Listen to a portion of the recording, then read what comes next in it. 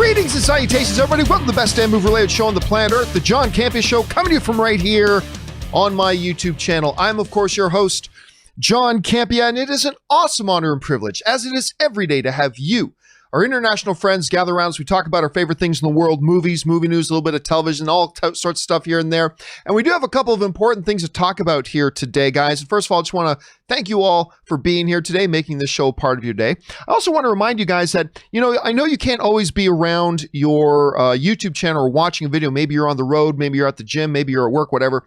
That's why we've got the audio-only version, the John Campea Show podcast, which is the audio version of this show. Maybe I'll bring my camera up there too. It is available on your podcasting app of choice, even on the brand new podcast section on Amazon Music. You can go and find it there. Go and subscribe to the podcast so it is there when you need it. And of course, guys, I'll remind you, if you're not already a subscriber to the channel, why don't you take a second, click on that subscribe button, become a subscriber to the John Campea YouTube channel, keeping you up to date on all the stuff that we've got going on around here.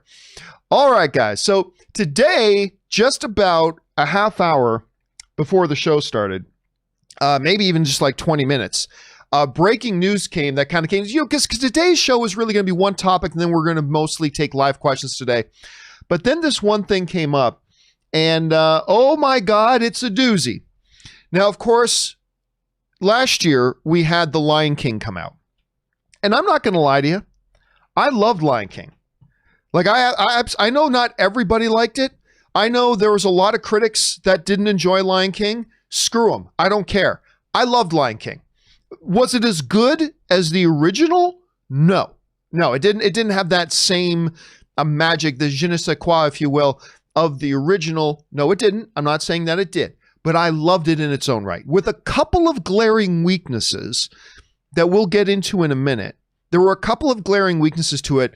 I'm not gonna lie to you, I had a wonderful time watching this movie, dude. Listen, I remember being there, the first screening of it, and I had tears welling up in my eyes as that, like that opening music as the sun is rising in the eye. I was getting choked up. I was taken back to like the early 90s when I watched it when I was younger, and just all the emotions I felt. I really enjoyed it. I thought it was a great iteration of the original tale. I know not everybody agreed. Screw y'all. I don't care. I really liked it, and I stand on that. Again, with some glaring weaknesses. The thing is, the movie went on to make $1.6 billion. $1.6 billion, which makes it one of the most successful films of all time. So it did really well. So it really shouldn't surprise a lot of us that it then got announced today that we are, in fact, getting a sequel to The Lion King. And not just a sequel. We're getting a sequel with an Academy Award winner who has had a movie win Best Picture at the Academy Awards, had multiple films of his nominated for Academy Awards. Barry Jenkins is coming in to direct it for Jon Favreau, who is not going to be directing it this time. And I really did like Jon Favreau's, the job Favreau did on the first one. I did. I like the job he did. I would have been thrilled to see him come back to do another one. But if you can't get Jon Favreau back, who's really busy, maybe getting ready to take over Kathleen Kennedy's job. Jon Favreau is very busy, obviously, with Mandalorian. He's got to get season 3 up and going. He's not coming back. I tell you, getting an Academy caliber filmmaker like Barry Jenkins, to me, that's a no-brainer. That's a win. That's a win to me. This is great. So you've got the technology is there. It's only going to be even better this time around. You've got an incredible filmmaker there and a wide open scope. Now, one of the first questions that I'm sure a lot of people are going to ask is, okay, so will the next Lion King then be, what was it, Lion King 1.5, or will it be Lion King, what was it, Simba's Pride? I can't remember what the name of the animated sequel stuff was. I just can't remember. Apparently not. This is going to be an original. This is going to be completely original. Now, this is what they said in the Deadline report, and I actually find this I think the approach they're taking with this is actually kind of interesting. Take a look at this, see what they said in the written report. I'll just make the text a little bit bigger here. It says they're keeping, I should say, the log line under wraps. But I'm told, this is the reporter from Deadline, but I'm told that the story will further explore the mythology of the characters, including Mufasa's origin story. But it's not a prequel. Listen to this. Moving the story forward while looking back conjures memories. This was the first thing I thought of too, of The Godfather Part 2, because that's exactly what The Godfather 2 was, right? It was moving the Godfather story forward, but also incorporating a lot of flashbacks to the past, incorporating prequel elements to show how they tie into how the story's moving forward. So conjuring memories of Godfather Part 2, set on the African plains with a continuation of the traditional music that was a key part of the 1994 animated classic, the 2019 film, and the blockbuster Broadway stage. All right, I'm going to be honest with you.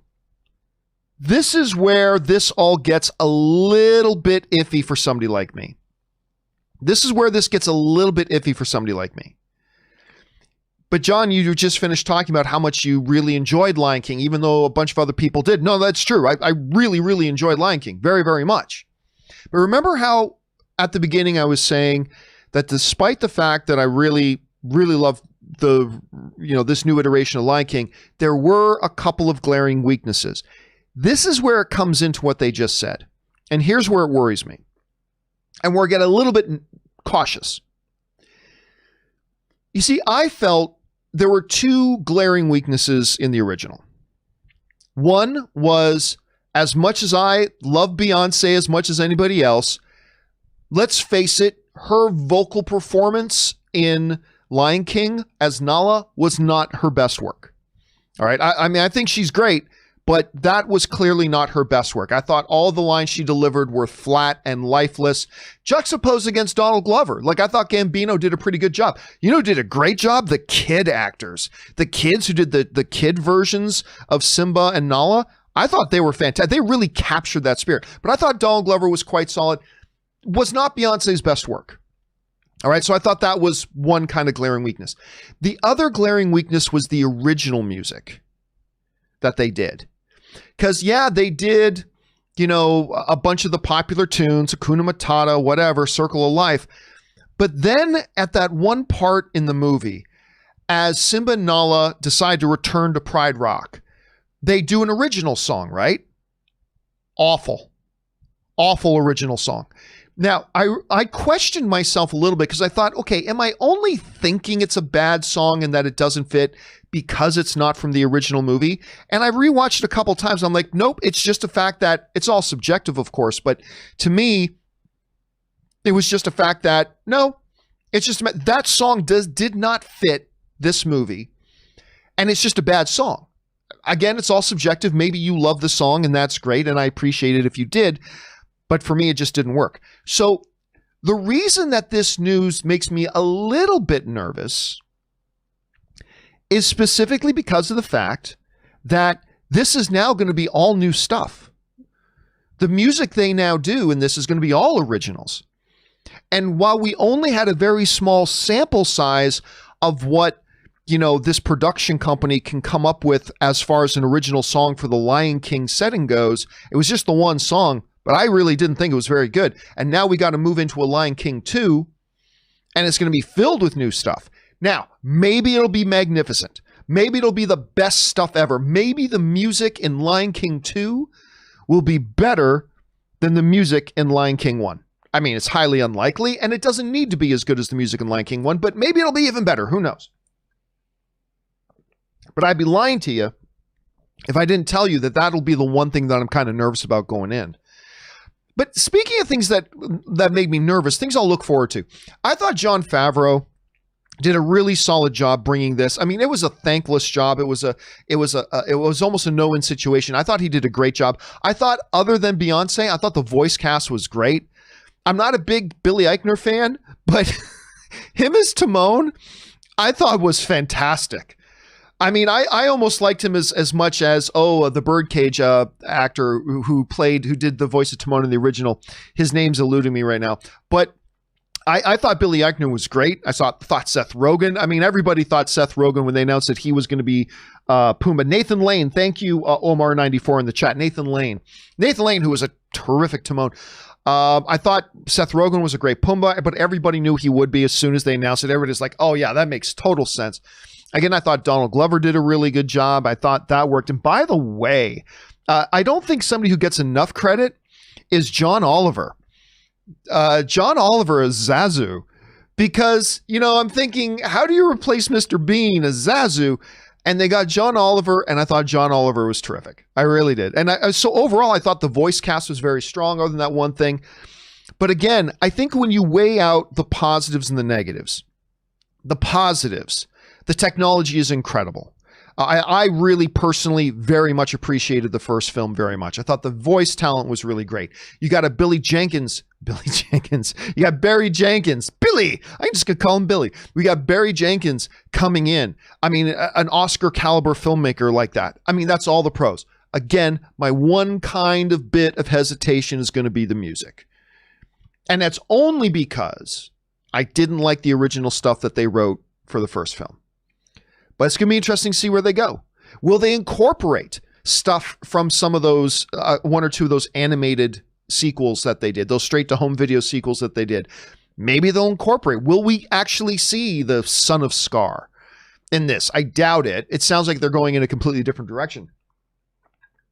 If you're going to have a little bit of the Mufasa origin story, probably showing the early feud between him and Scar, maybe even showing us when Scar originally challenged Mufasa, but whatever. If we're going to have a little bit of the Mufasa storyline in there, do you get James Earl Jones back?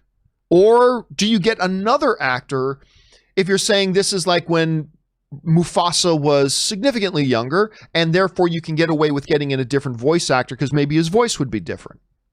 So a lot of questions that get raised. If you do have Scar, do you go back and get Chiwetel Ejiofor, who I thought did a very admirable job filling in for Jeremy Irons? Or do you go back to Jeremy Irons and get Jeremy Irons come back to do the voice of Scar again? I don't think that makes a lot of sense, but there's a kind of a coolness factor to it and a novelty to it if you do. So there's a bunch of questions there. Do we get to see Mufasa's daddy? Like, who was Mufasa's daddy? That becomes an interesting question we could boot around. That could be an interesting question we could boot around. But anyway, that's the news right now, guys. Lion King 2, it's official. It's in development. Right now, they don't have an official start date, which I'm not surprised considering we're still in the midst of a pandemic. They don't have an official production date or release date or anything like that, but they do have their screenwriter. They've already finished the first draft. They've got their director on board who is of Oscar caliber. Everything looks interesting. Question is for you guys. What do you think about this? Maybe you're one of the people who didn't like the new Lion King, and that's cool. It's all subjective. If you didn't, you didn't, and that's fine. I personally did, but if you didn't, maybe this news doesn't. But maybe you're one of those people that, you know what, I didn't like the first one, but I think there's potential for a second one to be really great, so I'm excited about it. How are you feeling about this? Jump down into the comments section below and let me know your thoughts. All right, guys.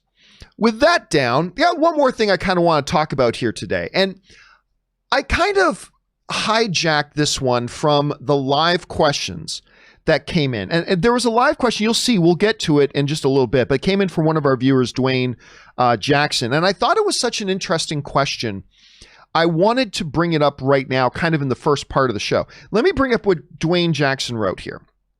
Dwayne Jackson wrote in, he said, "Hello, John and family. With CW downsizing, it's DC shows like Supergirl and with others, Black Lightning and Legends of Tomorrow, that are on the chopping block. With HBO now becoming DC Central, do you think that the CW still has a place, or do you still think of CW as a place for DC content?" I think that's a fascinating question. I really do. I think that is a terrific question because we are right now in a period of great transition and great flux for the television world of DC properties. In the midst of all this upheaval, right at the center of it, you could argue, was DC Universe, right?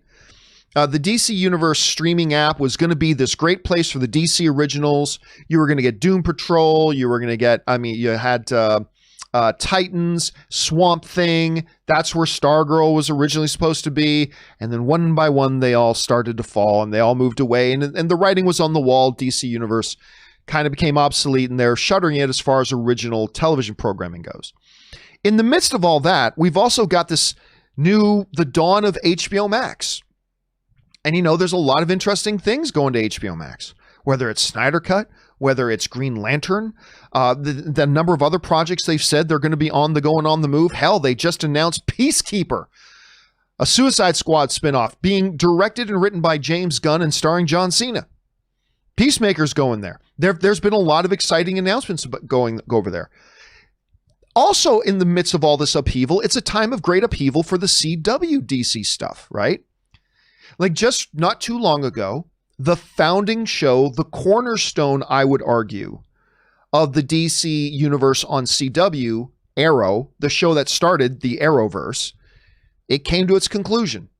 Not a very strong conclusion, but it came to its conclusion and wrapped up. They lost that. They've just announced that Supergirl is heading into its final season, and the ratings on that have been dropping significantly. You've got Batgirl, whose season 1 was not a tremendous success. It had some issues with critics and fans, and clearly with ratings. They're switching things up. They've lost their main star after just one season, and now they're switching to a new star who's going to be playing Batgirl, and a completely new character is taking on the mantle of Batgirl. How is that going to improve ratings? I have my doubts. You have Legends of Tomorrow with one of my favorite characters in all of the CW DC verse, White Canary. I loved her from the moment she appeared in Arrow. And so I was pretty excited when they transferred over. But Legends of Tomorrow, for me personally, while it certainly had its moments in the first couple of seasons, it was always a show that was borderline. Like, yeah, I could watch the next episode or I might not. You know what I mean? I could watch the next episode. I could skip the next episode. And finally, I gave up on it. And I know a lot of people did. And it has been on the chopping block every year. Now, they did renew for a 6th season, but it seems like for the last number of years, every year, it's a question mark. Will this show get renewed or not? Because it's always been right on that cusp. You can't see it lasting much longer, right? You got one of the new ones, Stargirl. Now, there are a bunch of people who are liking Stargirl. I was looking forward to it, if for no other reason that Luke Wilson was in there. I'm a sucker for Luke Wilson. I really like Luke Wilson. That being said, I watched the first 3 episodes. Not for me. I'm not going to say it's a bad show. I'm just saying it wasn't for me. I gave it a few episodes, didn't really click with me, whatever, but it has found an audience. It has found an audience. To me right now, Stargirl seems, oddly enough, in like just having done its first season, is kind of like, it looks like the most stable show they've got. But again, it's just a new show and one that could easily transition over to HBO Max. So it's got its audience. Looks like it's probably the most stable one. Then you've got Flash, which has probably been my favorite of the CW DC shows for a while. I mean, Arrow was that for a while, and then Arrow fell off in Flash. And I still quite enjoy Flash, but Flash has lost, no speed, pun intended, Flash has lost a lot of its momentum, I found. Like, even in this last season, which was a pretty good season, I found myself for the first time not going, ooh, is it the new Flash episode day yet? Like, during previous seasons of Flash, I'd be like, oh, hey, the new episode of Flash is out. Got to watch it, right? I found in this last season, it was like, oh, I'm behind by 3 episodes. Oh, okay. And then I'd watch it and yeah, I liked it, but I just I feel like Flash has lost a lot of momentum. The show's lost a lot of momentum. I think it's been a very good show overall. But again, it's that M word. It's momentum. It's lost a lot of it, especially after Arrow ended. I found for me, and I can only speak for myself here, when Arrow ended, I found a chunk of my enthusiasm for the CW DC verse overall kind of took a hit. And that may not have been your experience. I can only speak for myself there. But anyway, good show. I like it, but I feel like it's lost momentum. Then Black Lightning, which, like Flash, I thought was a dumb idea when they first announced it. Like when they first announced Flash, I thought it was a dumb idea. I didn't think it would work as a TV show. Fully admit it. I didn't think this would work as a TV show. And then I totally got into it. And I totally enjoyed it. Black Lightning was another one. They announced it. Saw some teaser stuff. I thought this looks lame. And then I watched it and I totally got into it. But it's another one that its future has been pretty much a big question mark.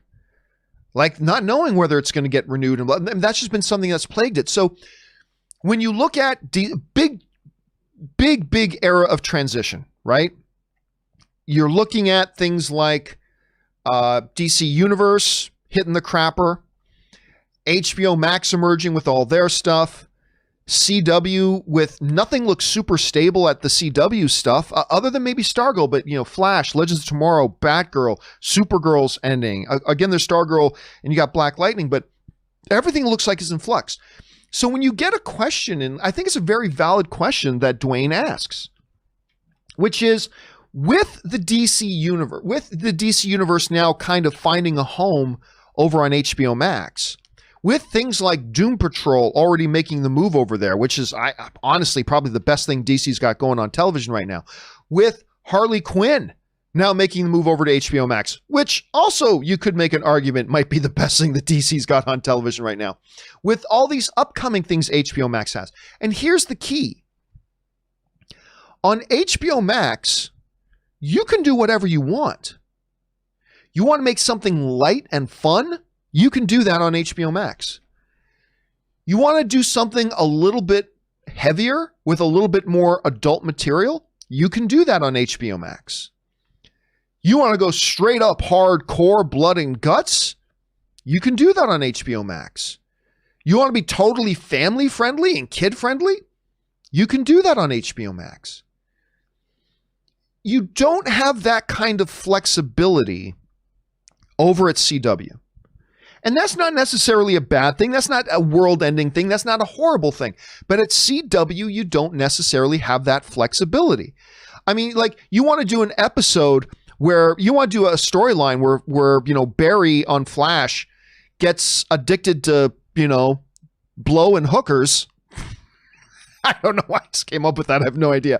But you wanted to do, Flash season 9, blowing hookers, where he's struggling with heavy addiction and sex addiction and drug addiction, and you want to have a lot of it. You can't do that on CW. I'm not saying that's what they should do with Flash. I'm not saying that would be good for Flash. I'm just saying that creatively, if you wanted to do something like that or something in that vein, you can't do that on CW. There are limitations.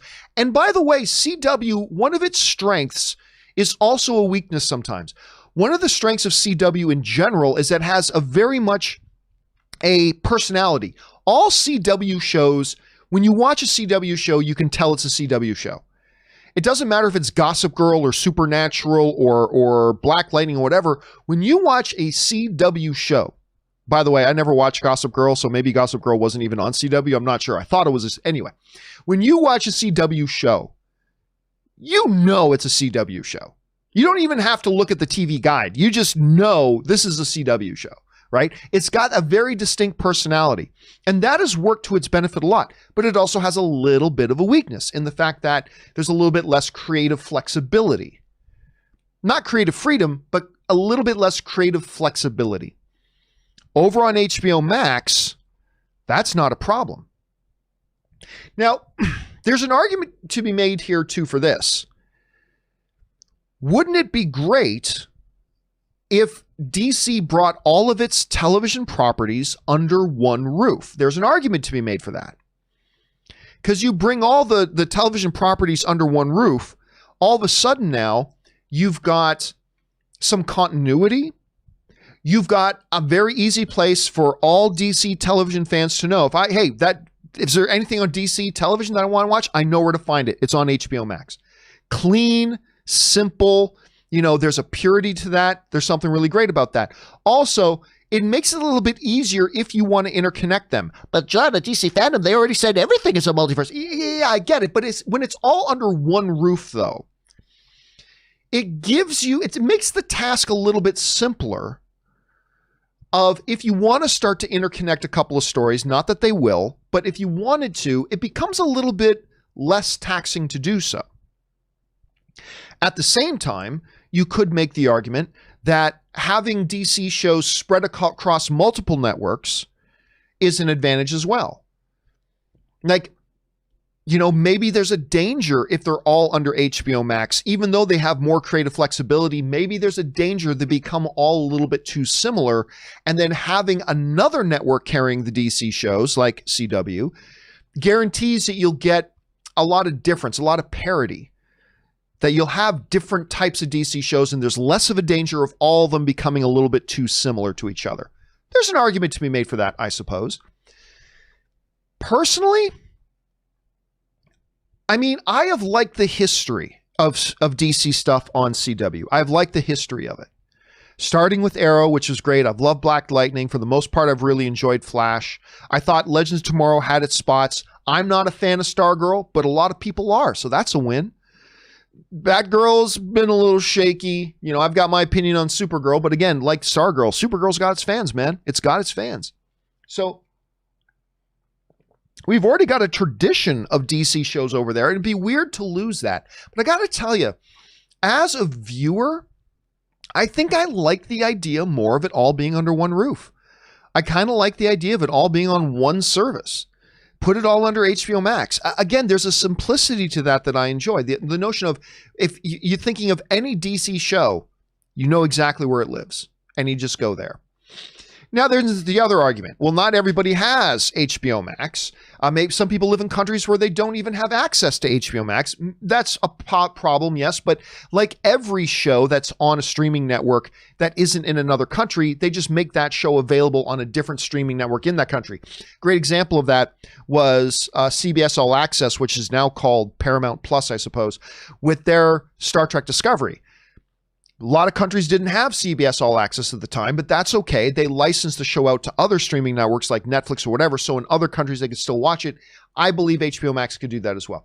I guess the question is for you guys, what do you see as the pros and the cons about the idea of CW is just no longer needed as far as DC content goes?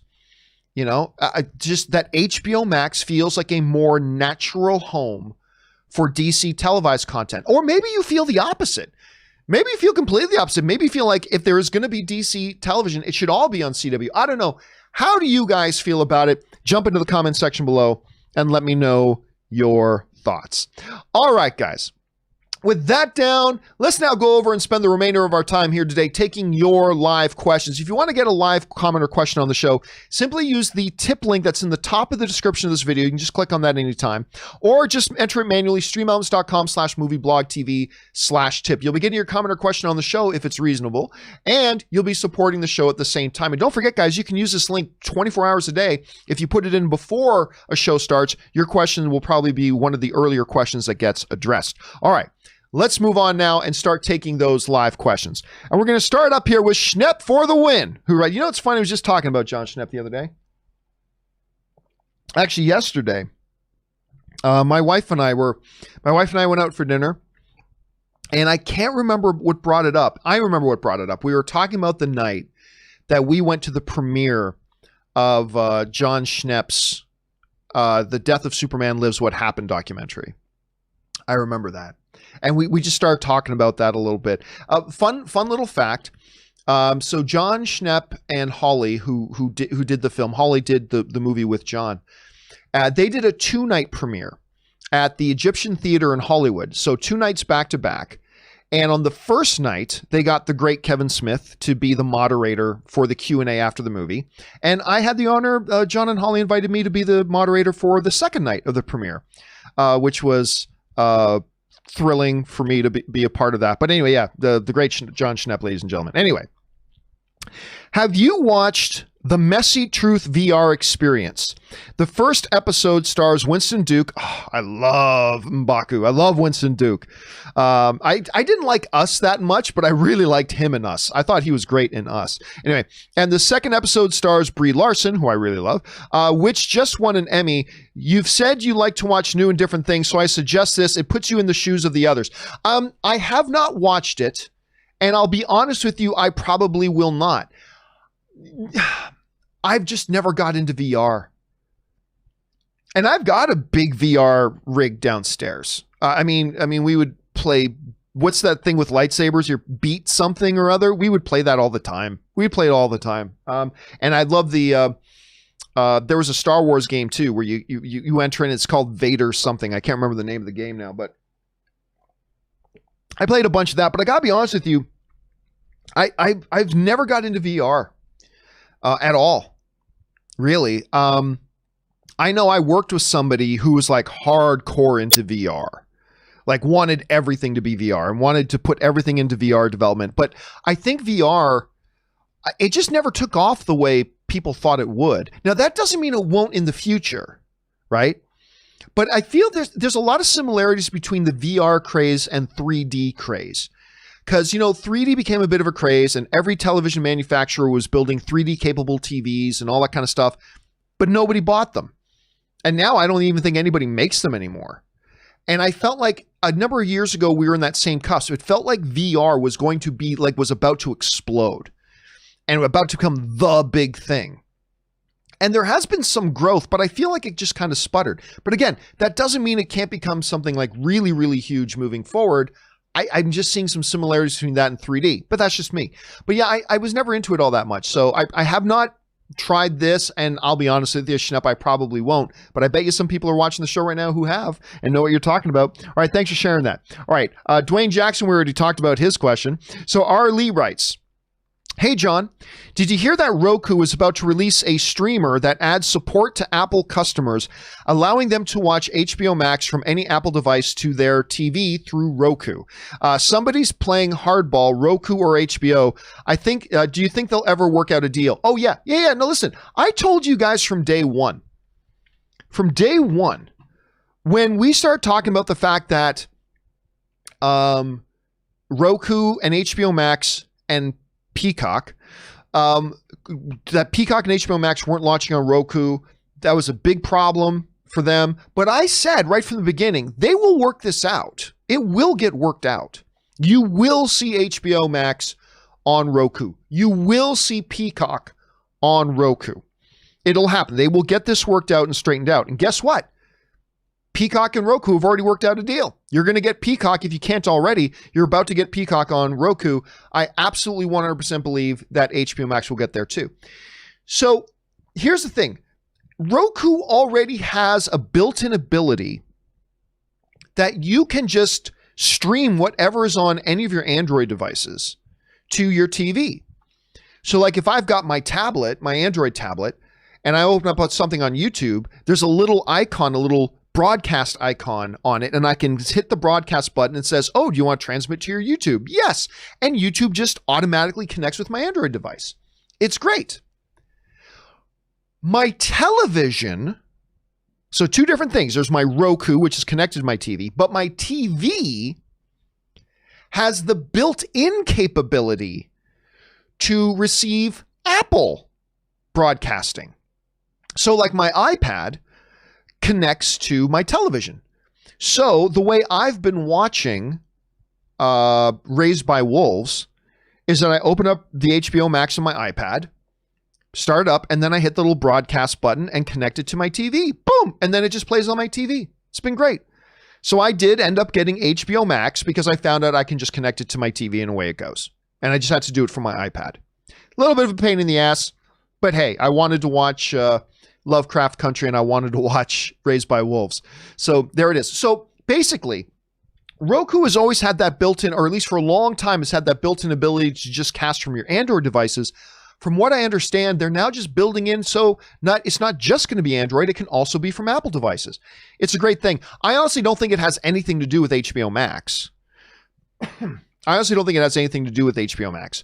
But one of the benefits will be if you have an iPhone or if you have an iPad like I do, then, and you got a Roku, you're going to be golden. You're going to just be able to transmit from your thing to there. And I think it's a great idea. I think it's a really good idea. All right. Next up, Chris Foster writes, question. I was thinking of starting a podcast of me interviewing family, friends, coworkers, etc. I love talking to people and learning new things about people, but should I be hesitant since no one knows me or the person I'm talking to? You rock. All right. That's a great question, Chris, because it brings up the dilemma that a lot of people face. Do I do something because I think it'll be fun and enjoyable to do, or am I doing something to try to get a big audience? I will tell you right now, yes, starting up a brand new podcast where the point of the podcast is you interviewing your personal friends and coworkers and whatever that nobody else knows, that's going to be a struggle to get an audience. But getting an audience is not the most important thing. The most important thing is, do you enjoy doing it? And listen, dude, it's the internet. Everything will have somebody watch it. or listen to it, right? So believe you will get some people listening to it. Make no mistake, you will. But yeah, it will. You just have to get into it, understanding that, hey, I'm probably not going to get 10,000 listeners on this, right? I'm not going to get 1,000 listeners on this, and that's okay. If it's something you enjoy, that's what I keep telling people to do. Look, get involved in podcasting and blogging and YouTubing, but do it because it's fun. Do it because it's enjoyable. Do it because it's you adding your voice to the online conversation. Don't do it because you think it's going to make you famous, right? I've been doing this for over 10 years. I'm still jack shit nobody. So don't do it because you think it's going to make you famous. Do it because you love doing it.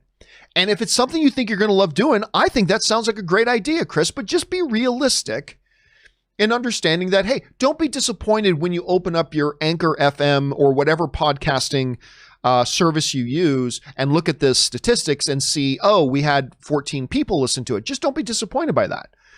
And it's all good. If you enjoy it and it gives you an opportunity to flex some creative muscles and you have fun doing it and the people who are doing it with you are having a good time, to me, that's a win. So I say go for it. And then you know what? Once you do this for a while and you get a little bit of experience in podcasting, then if you've got a love for like car stereo systems, maybe start a podcast later on about car stereo systems. But now you've got a little bit of experience doing podcasts and it might make it even better and more fun for you. Anyway, that's my thoughts on that, Chris. I hope you found that helpful. All right. Next up, Dwayne Jackson writes, hey, John and the family with the Flash movie. And the family, with the Flash movie coming, barring any delays, it's already been delayed about 35 times. 4 director changes, 4 writer changes, Ezra choking random women out on the street, whatever. It's already had a number of delays. It's interesting to hear it will debut new characters. I'm wondering what those might be. I hope to see a cameo of Wally West or Captain Atom. How cool would that be? Honestly, I don't care. I don't. Quick little cameos by brand new characters, I don't care. Look, honestly, I'm more interested in them just telling a great Flash story. And it's not like, while Flash has appeared in another movie, he hasn't had his own standalone movie yet. And the more you can keep this story focused on him, the better. Don't get me wrong. I love that we're going to get Ben Affleck. And don't get me wrong, I love that we're going to get Michael Keaton. And maybe we'll get Cyborg, depending how that drama plays out. Maybe we'll get a couple other characters too. But honestly, I'm not really worried or concerned about any of those. Just tell a great Barry story. Tell a great story about Barry.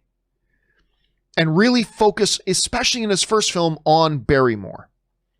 Because like in Spider-Man Homecoming, we were all worried, me especially, that Robert Downey Jr., we were all worried that was going to be an Iron Man 4. We were with guest star Spider-Man. We were all worried that Spider-Man Homecoming was really going to be Iron Man 4 with guest star Spider-Man, right?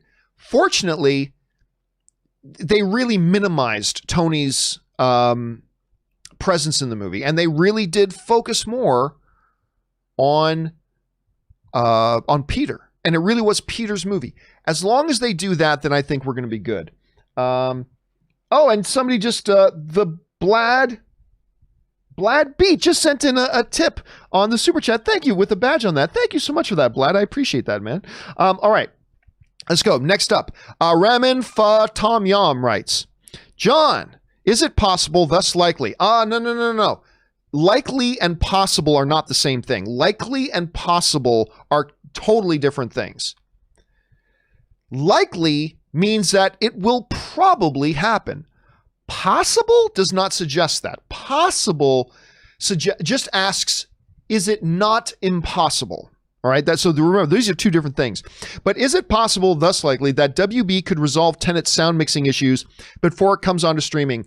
It could be, but only if Chris Nolan signs off on it. Now, this is a very rare situation. Normally, the studio has all the control and all the say, and if they want to do something before it's released on home video, the director doesn't like it, tough. If the director doesn't like it, tough. Christopher Nolan is a different situation. Warner Brothers is all in on Christopher Nolan. Warner Brothers has moved heaven and earth to make sure that they stay in the Christopher Nolan business.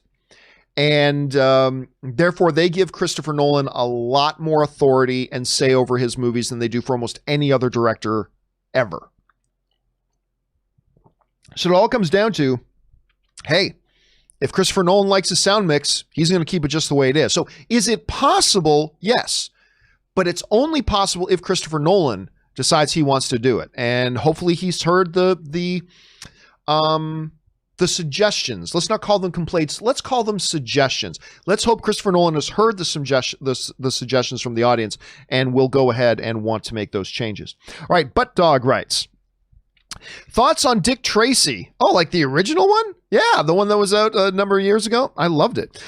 Great score, ensemble, visual style. It was briefly at the forefront of pop culture in 1990. Interesting. People seem to remember Warren Beatty's relationship with Madonna better than they remember the movie. It's true. Everybody loves Scandal.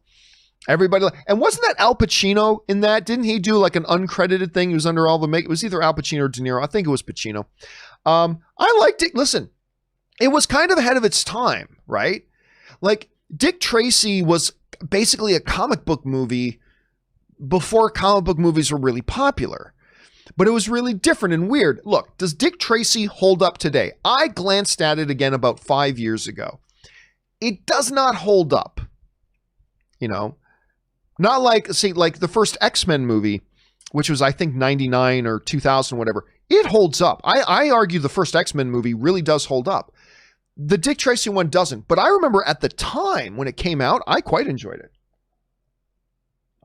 But yes, everybody will remember the Scandal stuff more. Absolutely they do. All right, Scarlett writes, big Hollywood stars such as Chris Evans and Mark Ruffalo are also heavily involved in politics and make no secret about their hatred towards Trump. So why is it so surprising when The Rock gets involved? I think for a couple of reasons. Because The Rock has the difference between a Mark Ruffalo and a Chris Evans and Dwayne The Rock Johnson is Dwayne The Rock Johnson is the de facto biggest movie star in the world.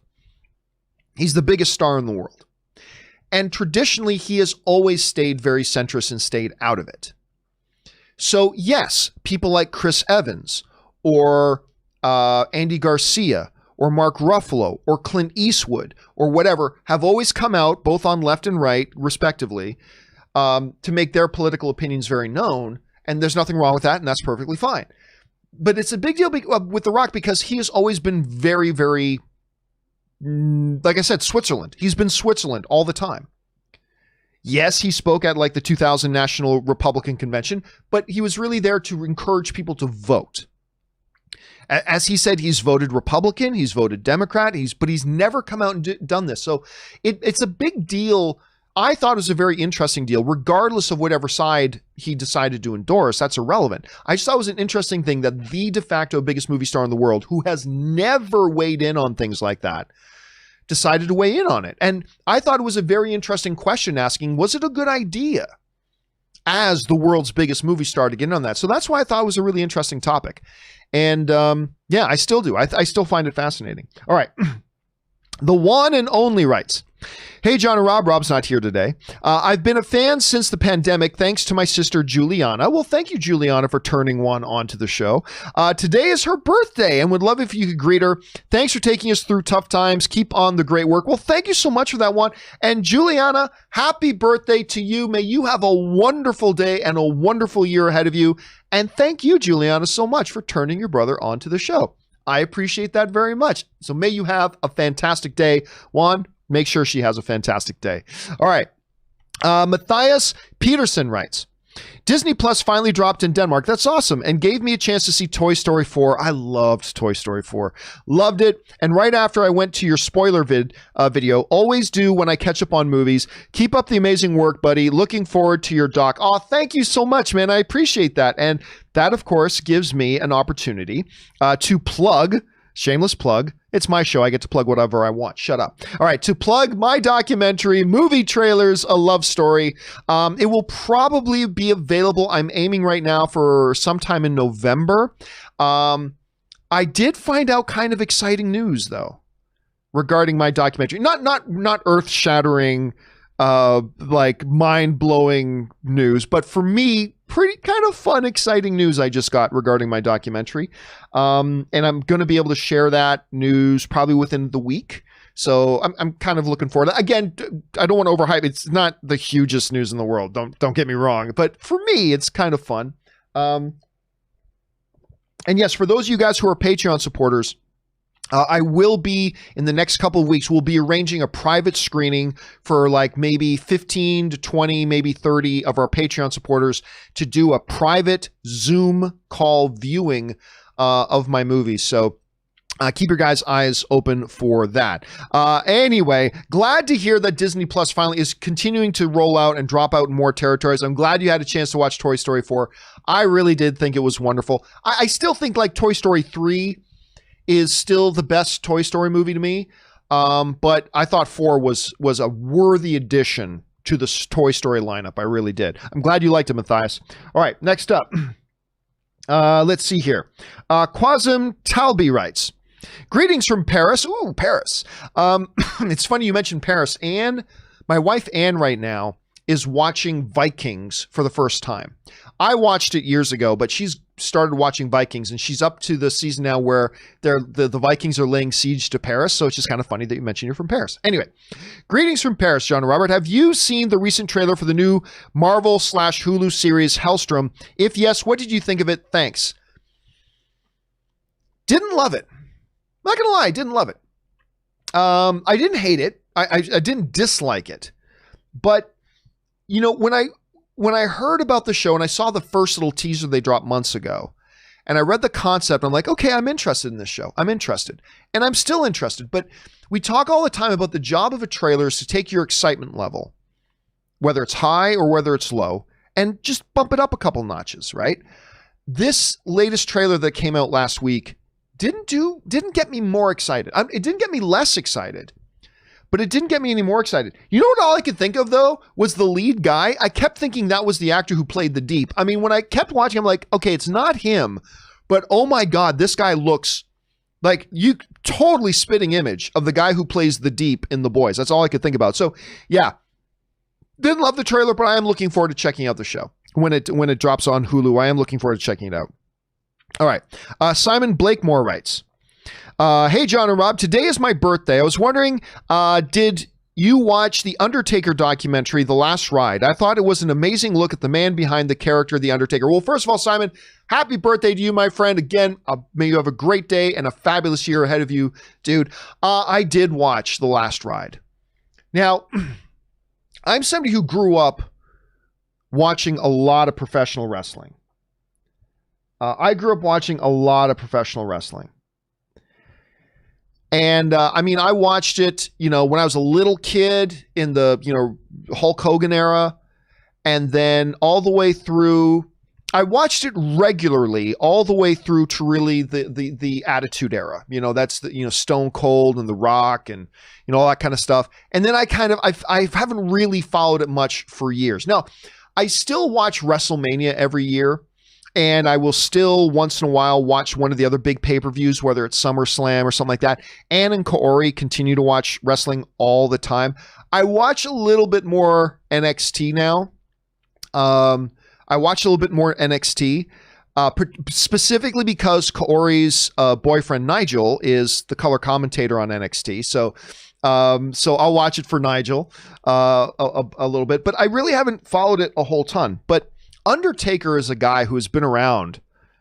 I mean, he finally just retired, but he has been around for decades. And I used to watch Undertaker when I was younger. And this documentary series, I can't remember if it was 5 episodes or 6 episodes or whatever. I can't remember, but you don't have to know anything about professional wrestling.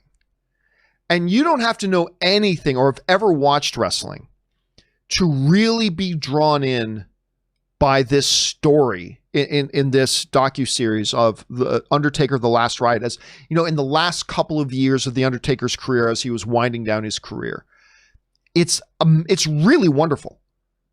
And I say that as a guy who's not a regular wrestling watcher anymore, but it is really wonderful. If you get the opportunity to check it out, you really should. Anyway, happy birthday again, Simon. All right, Captain Blue Pants writes, Randomly pointing out that Journey Smollett, Aldous Hodge, Jesse Plemons, and Michael B. Jordan were all in the very awesome Friday Night Lights on their come up. That show was like an incubator for young talent, amazing actors. You know, everybody, especially Rob. Rob keeps telling me too that show was amazing. I never really watched it. But I think, if I'm not mistaken, Rob says it's one of like his top 3 or 4 favorite shows of all time. And I may have to check it out. By the way, you know, when we talked yesterday about Aldous Hodge, who was in Invisible Man, he was great in that. He's going to be Hawkman in Black Adam. And I mentioned I haven't really seen him a lot. A lot of people reminded me that he was in Supernatural. I totally never knew that was him in Supernatural.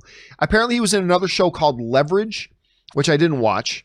Then a bunch of people reminded me that he was in Straight Outta Compton, but I don't remember who he played in Straight Outta Compton. So there's a number of things I need to go and revisit because I really loved him in Invisible Man. So I'm kind of excited that he's going to be Hawkman. All right, next up, Jordan RTK writes, can we take a moment to appreciate that James Gunn being fired by Disney, resulting in him working for both Disney and Warner Brothers DC on multiple comic book projects, had an extremely positive outcome for both James Gunn and the fans. Oh, no, listen, you guys remember, I was extremely critical of Disney in general, but Alan Horn, and listen, I have a world of respect for Alan Horn, the High Lord of all things movies at Disney. Alan Horn is a boss. Like, don't get me wrong. He's like first ballot Hollywood Hall of Famer in my books. But if you guys remember back to the whole time when James Gunn was getting fired, I was very critical of Disney and specifically Alan Horn in the way they handled the situation, right? I was extremely critical of how they handled that situation. I'm glad everything got worked out. I'm glad James is coming back to do Guardians 3. I'm really happy for all that. But I still thought it was a mismanaged situation. A situation that James Gunn will be the first one to tell you was his own fault for creating. James Gunn will be the first guy to tell you it was his fault for creating it. But I really thought that they mismanaged, Disney and Alan Horn specifically mismanaged that whole situation badly. That being said, there is no denying that the results of that mismanagement has turned into a big win for everybody. James Gunn being able to go over to Warner Brothers to direct a DC movie, I think is incredible. Number one, from a diplomatic point of view, I think James Gunn directing a DC movie has done a lot to diffuse a lot of the corporate zombie DC fanboy war against the corporate zombie Marvel fanboy war. Because now they've got, it's like they just had a marriage, you know, like when one king and another king decide to let their son and daughter get married to kind of make peace. That's what it was kind of like. James Gunn going over to direct that kind of made peace. Like now everybody's got a shared interest in this, right? Plus, James Gunn directing a Suicide Squad movie is just perfection. That's just great. And what we saw from that little sizzle they played at DC Fandom looked awesome. Like, looked absolutely awesome. I cannot wait to watch that crap. I can personally not wait to watch that crap. I think that's going to be great. So, and you know, it's so ultimately, I think it's been great for James because James gets to direct a dream project. I think ultimately it's going to be great for Warner Brothers because they're going to get a great movie out of it. And then and DC still gets to have, or Marvel still gets to have him back to come back and do Guardians 3. And by the way, James is now doing another thing with Warner Brothers, whereas he's going to be the executive producer. He's going to direct the first few episodes of the new Peacemaker show on HBO Max with John Cena from Suicide Squad. So he's going to do more with Disney. He's going to do more with DC. And I think it's turned into a win for everybody. So yeah, I think it's a horribly mismanaged situation, but it did turn out to benefit everybody, which is kind of a good thing to see. All right, James Argento writes, Clark Gregg can be in Nick Fury's show because in the final season of S.H.I.E.L.D., even though I know S.H.I.E.L.D. does not affect the MCU proper, they made him an LMD. Every few episodes, they can find a new and fun way to kill him. I know I had a lot of people writing to me, you know, when we talked about the Nick Fury show that's coming to Disney Plus the other day. One of the things that I said that I would be interested in seeing, because even though I did not like the Agents of S.H.I.E.L.D. show at all, I will always buy into anything Clark Gregg as Agent Coulson or Clark Gregg doing it. I'll buy into Clark Gregg doing anything. But specifically, I love when Clark Gregg is playing Agent Coulson, even though I didn't like the Agents of S.H.I.E.L.D. TV show. Him and Ming Na. So I said, I would love to see Coulson back. And then I got all these messages from people. Oh, you clearly haven't been following. You can't have Coulson because of this, and this. I'm like, are you effing kidding me? This is the MC fake death universe, right? Like if I were to tell you, oh, Gamora in Endgame. Wait 1 second there, John. You don't know. Gamora can't be in Endgame because she died in Infinity War. God, dudes, this is the MCU. This is the MCU. There are no consequences in the MCU. There's no permanent ramifications in the MCU. There are no permanent stakes in the MCU. Everything's undone. 5 minutes after something big happens, it can be undone 5 minutes later. So don't worry about how they get Agent Coulson in. Just know that it's completely possible that they get Agent Coulson in. And I'm not saying that they will bring in Clark Gregg for a Nick Fury show. I'm clearly not saying that they will do that. I'm just saying I'd be down for it. But I'm a big Clark Gregg fanboy, so there's that. All right, next up. Butt Dogs Butt writes and sends in $20. Thank you for supporting the channel on that level, man. John, thanks for allowing me to be a part of your community. I love asking questions. I work in a polished accounting world, so it's great to come on your show, lose decades of maturity, and become butt dog. Always happy to support your work, Richard. Dude, let me tell you something right now about accounting. I remember when I was taking law, one of the required courses I had to take was accounting. Dude, you know what? I'm a great student. I pick up stuff like in a class. If I got the right textbooks and everything, I can just absorb information. But accounting, oh, dude, I'm not lying. I struggled with accounting. I struggled. That to me is not an easy thing. It gave me a really elevated sense of appreciation for people who are accountants. As a matter of fact, this whole show, my whole YouTube channel, my whole business would not be possible were it not for a dude named Josh, who is my accountant. I was very lucky when I was forming Carson Drive Media, which is the name of my main company is called Carson Drive Media. When I was putting it together, the first thing I had to do was find an accountant who knew how to do all the things with the money because I could not do it. And I was very lucky that I found a really good accountant who has kind of looked after me for the last 3 years. And it's been great. So I have a high appreciate. Either way, man, love to have you here. And it's great. Talking about movies, we just get to become fans, right? Regardless whether we're doctors or nurses or accountants or whatever, we just get to be fans when we're talking about movies. And I'm glad you're here for that. So thanks for that, dude. I appreciate it. All right, next up. Mark C. writes, thinking about the third Jurassic World, I wish they'd go full on Xenozoic. Was that like that post-apocalyptic? Wasn't that like some kind of post-apocalyptic Earth where it's in the future, but there's dinosaurs with humans? Anyway, I can't remember. Xenozoic Tales, aka Cadillacs and Dinosaurs.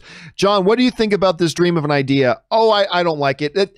I'll be honest, that's completely contradictory to what Jurassic World is. I think that's really contradictory. Hold on a second, I just had a bit of a jump. Let me get back to it here. I think that's really contradictory to what Jurassic World is. You know, Jurassic World is about the sudden reintroduction of this thing into a world and a world coming to grips with what does this mean. So I think that's kind of counter. When you look at every Jurassic Park movie or Jurassic World movie, that's kind of been the underlying premise of it. And I think that you got to continue with that. So listen, Xenozoic, if it is what I'm thinking of, and it might not be, that could be something completely different. I mean, you could do something like that completely different. I don't think that fits in the Jurassic Park brand, though. You know, it could be something totally different. Jurassic Park doesn't own dinosaurs. You can do dinosaurs and other thing, but I don't think it works under honestly, just for me, it doesn't work under the Jurassic Park or Jurassic World brand. All right. Frankie G writes, someone mentioned Utopia, that new show. Yeah. I don't know how I feel about it yet. I haven't even watched it yet. However, because it's got John, I almost said John Malkovich, not John Malkovich. It's got Rainn Wilson, John Cusack, and I'm forgetting who the other person is, but it looks really interesting. I want to see this. I don't know how I feel about it yet. However, very intriguing, like a multiple car accident on the freeway that you just can't look away from. Definitely something different. John Wick on meth. More like hell than Utopia. Again, I don't know anything about it. I just started seeing trailers for it on Amazon Prime. I think it was popping up as I was watching The Boys. I think it's an Amazon show. It might be HBO Max, but I think it's an Amazon show. And I just thought, holy crap, John Cusack, Rainn Wilson. Okay, looks kind of cool. And I really like the content that Amazon puts out. So I'm going to give it a shot. I'm going to give Utopia a shot at one of these times. But I'm hearing it's strange, which I kind of like. Anyway, Willow writes, if, in a completely imaginary scenario, your documentary turns you a profit of $5 million, would you continue on doing your show just as a hobby, or will you be moving on to other things or even early retirement? Oh, that's an interesting question. Well, first of all, my movie's not going to make $5 million. Let's just be clear about that. I'll be thrilled if I can make like $10,000 on it. But, all right, what would I do? That's a good question. Here's what I think would probably happen. I don't know this for sure. I just have too much fun doing this to not do it anymore, but it would probably change. I would probably end up making the John Campea Show a weekly show. I would probably end up making it a weekly show, but in proper studio space, and hire some more team members and really like make it a very, very top-notch production-wise show. And then talk about the biggest, best things that came out that week. Because what I would also want to do is, we talked about this on the show the other day. My kind of ultimate goal for Carson Drive Media, which is my company that I just mentioned, is that, man, wouldn't it be great if I can make a little bit of money with this documentary, with Movie Trailers, A Love Story. If I could make a little bit of money on it, wouldn't it be great if I could then take that money and then invest it into another creative project? One that I don't have to direct myself, but maybe find a director who's got a really neat idea and I can partner with them as a producer and we can develop an idea and I can help fund it with the money I made from that movie. And then hopefully that goes on to make a little bit of money. And then take that. And then I would love to see, this is pie in the sky delusions of grandeur kind of dreams, but you got to have some of those. But I would love it if I could get to the point that like I was helping produce multiple projects a year, like not being the director of them, but just helping be a producer on multiple projects a year. And so I would love to do like the John Campea Show becomes a weekly show. And then I have the rest of the week to not just prep for that show, but also work as a producer and help fund other projects. I would love that. I would love that. Because, in the world, what I've really discovered is in the world of writer, producer, director, which I have been on a couple of projects. I've been writer, producer, director on The Anniversary. I was writer, producer, director on Prince of Peace, God of War. And I'm writer, producer, director on Movie Trailers, A Love Story. My real strength, and I've enjoyed aspects of all of it, but my real strengths lie with producing. My real strengths lie with producing. And I would love to do that. So I think if in this pie in the sky dream scenario, I were to make like $5 million, which is not going to happen.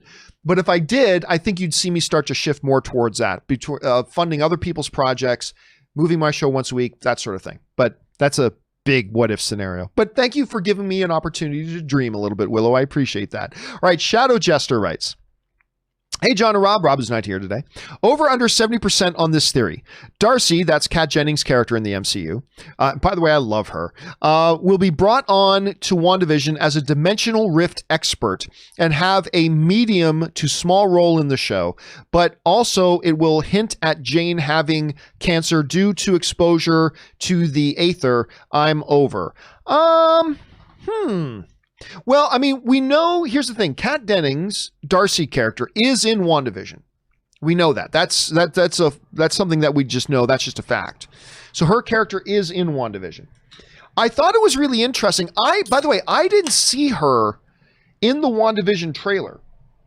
But I mentioned that I didn't see her in the WandaVision trailer. And then I had a few of you guys write and say, no, John, she does appear in it. I didn't see. I have to go back and go through frame by frame to see if I can see her. At any rate, I do suspect her role is going to be a rather small one. I think her role is going to be a rather small one. But I don't think she's going to be a dimensional rift expert. I just think, because remember, she's not the big scientist. When you go back and watch her in the Thor movies, she's Jane's assistant, but she's not the big scientist herself. So I don't think she suddenly becomes a dimensional rift expert, but who knows? Maybe that is the way they go. All I know is that I really like Kat Dennings ever since 40-Year-Old Virgin. I didn't watch Two Broke Girls. I never did watch that show, but I do love her, and I'm looking forward to seeing this character coming back. All right, next up, we got Ryan Lohner, who writes, I really regret that we won't get to see Siskel and Ebert's review of the new Dune, as their review of the David Lynch film was one of my favorites. Just for how completely baffled they were, 5 minutes in, I shouted out loud, I give up. I don't remember that from them, but man, I'm telling you, Siskel and Ebert, I remember when I was a little kid and I would pop them on, they were almost as, not quite, but almost as responsible for really nurturing and stoking my love of movies as much as almost anything else.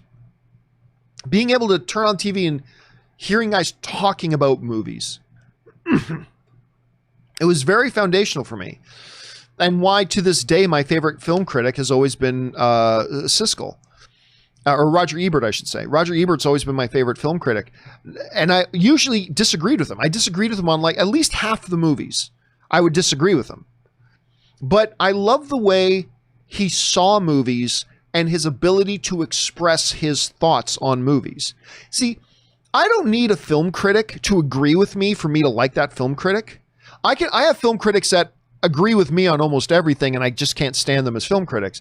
And I have film critics who more than half the time will have a completely opposite opinion than I do on a movie, but they're some of my favorite film critics. Because what I really value in a film critic is not do they have the same opinion as me, but are they really good at having a broad imagination for how they view a movie, and then their ability to express their thoughts on a movie. If you can have a unique way of looking at a film, and then have a really good gift at expressing what your perceptions of a film were, then I'll be a fan. I'll be a fan. I don't have to agree or disagree with your conclusions or perceptions, but it helps me appreciate my own perceptions more when I can hear somebody who's really good at expressing theirs. And Ebert was one of the best at doing that. So, and Siskel was great too. I used to love that show. All right. Anyway, Dwayne Jackson writes, hey, John and family, with Warner Brothers ramping up with their movies and the Snyder Cut and Black Adam coming, do you think Warner Brothers and DC should introduce more characters in the future like Red Tornado or Firestorm? They are Justice League members. Should they expand their roster? Well, I mean, look, eventually, yes. I mean, obviously, like the further they go, I would make the argument that right now, and with Black Adam, you are getting expansion, right? You're getting Atom Smasher, and we're going to get Dr. Fate, and we're going to get things like that, Hawkman. But I also think timing is going to be key. Listen, DC is in the midst, in sports terms, we call it a rebuilding year, right?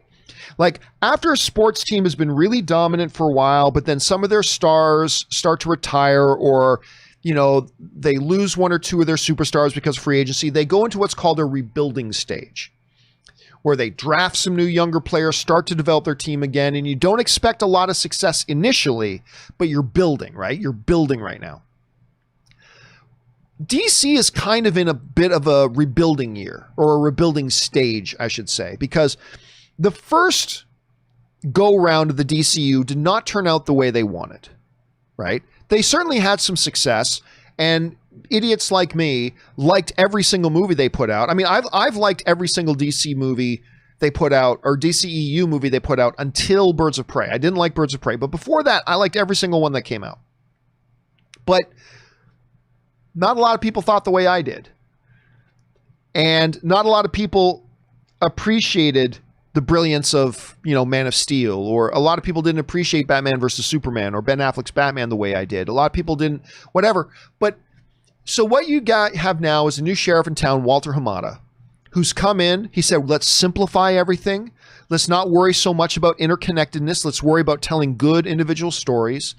Let's adopt a KISS method, a keep it simple, stupid kind of thing, and really ground and make some excellent films. And they've done that. And So I think they should absolutely eventually start expanding the roster more. Yes. But I think they need to take a certain pace with it. I think Walter Hamada is a very patient man. And I think that patience has already paid off. And I think it's going to continue to pay off. So yes, they will eventually, but I don't think they should rush to do it too quickly. Let's wait and see.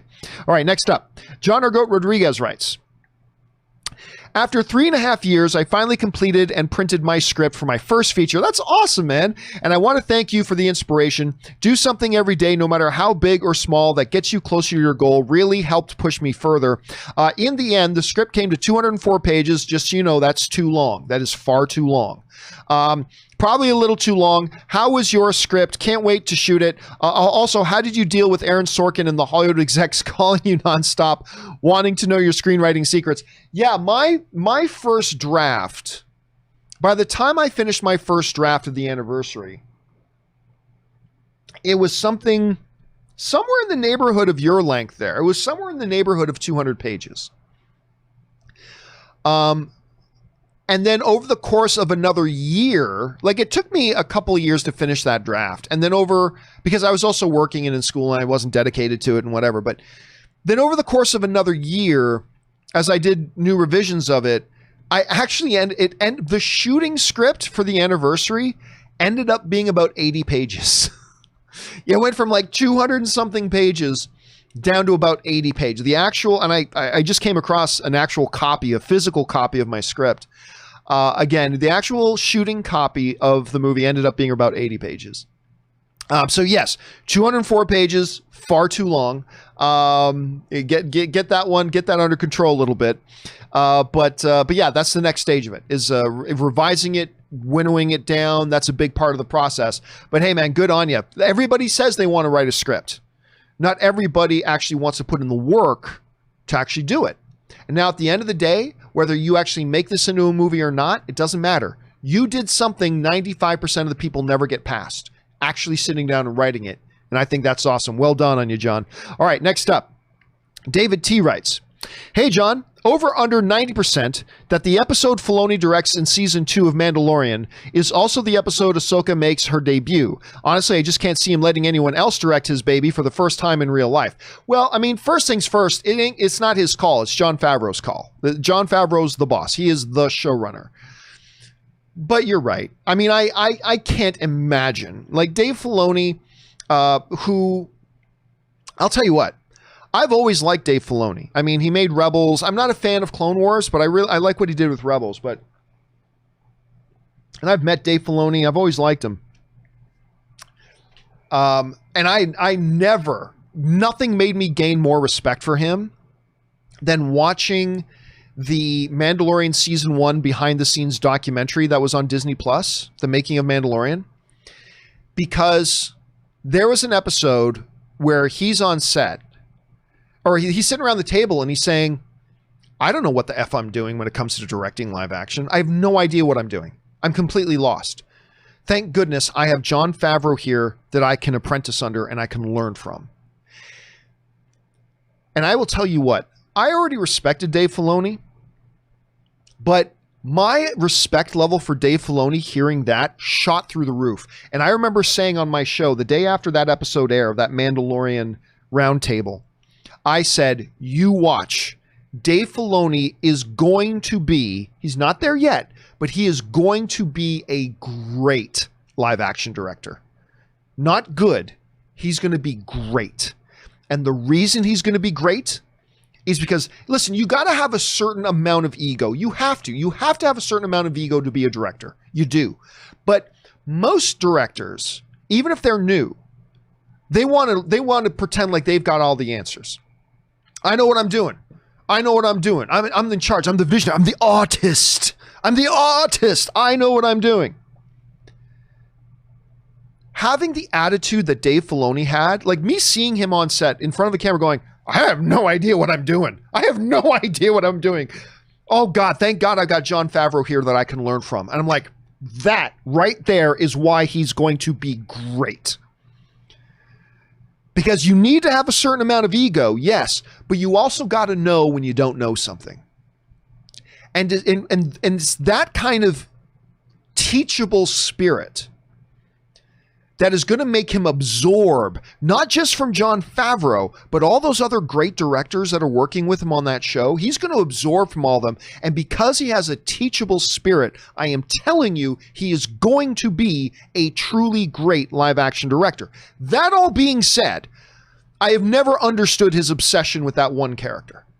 That Ahsoka, everything, if it was up to Dave Filoni, screw Darth Vader, screw Luke Skywalker, all of Star Wars is about Ahsoka Tano. I've never understood his obsession with that character, but whatever. So while at the end of the day, it will be Jon Favreau's decision who directs which episodes, I got to agree with you. Like Filoni, I cannot imagine Jon Favreau not letting Dave Filoni direct whatever episode that Ahsoka Tano is going to be in. I mean, that's his baby. I mean, he will want to be the first one to direct a live action iteration and incarnation of that character. No doubt. I have no doubt. And if for whatever reason, I can't imagine why Jon Favreau would put another director to direct that episode. If for whatever reason that happened, Dave Filoni would literally crawl on his hands and knees to Jon Favreau's doorstep with torn sackcloth around him and sprinkling dirt and dust on his head. That's some biblical references for some of you guys. And basically pleading, let me direct that episode. He would plead and plead and plead until Jon Favreau would finally relent. But yeah, I can't imagine. I mean, I don't know. I haven't seen the episode breakdowns, but I agree with you. I can't imagine that whatever episode Ahsoka shows up in, that Dave Filoni's not directing that episode. Now, look, Dave Filoni, he has been the weakest director on The Mandalorian so far. His episodes have been the weakest ones. But that's because it's his first time. It's his first time ever directing anything live action. He's never done it before. With his type of attitude and his kind of visual storytelling ideas in his head, and the more and more he learns how to interpret that from his head, not to on a cartoon screen, but into a live action environment, you watch, he's going to be awesome. He's going to be awesome. You watch. And I fully anticipate that even though I thought his episodes of season 1 were the worst ones, I think you are going to see the episodes that he directs in season 2 are going to be exponentially better than his episodes in season 1. Because now he's got some experience under his belt. He had never done it before. Now he has. And he's been around Filoni or Favreau and these other directors more now. You watch, his episodes in season 2 are going to be exponentially better than the ones he did in season 1. Mark my words. I'll be shocked if they're not. Anyway, let's see here. Mandalorian of Gondor writes, are there any fun or dark fan movie theories you'd like to believe to in even... Let me see if I can read this again. Are there any fun or dark fan movie theories you like to believe to in every... You'd like to believe... You probably didn't mean to put 2 in there. Let me try it again. Are there any fun or dark movie theories you like to believe in, take out that 2, even if they're never true? For example, a few of mine are Joker is a war veteran in The Dark Knight Rises. That's an interesting theory. Kevin McAllister is Jigsaw. Fight Club is Calvin and Hobbes. Oh, that's a good one. I've not heard that one. I like that one. E.T. is Force sensitive. Of course, that was a theory that got really blown up when we got into... Was it the Phantom Menace? Was that the one where you saw ETs in the Senate? For those of you who don't know, when you go to the Phantom Menace, I think it's the Phantom Menace. There's a scene in the Senate, and you know all the senators have their own little saucer things that they're standing in.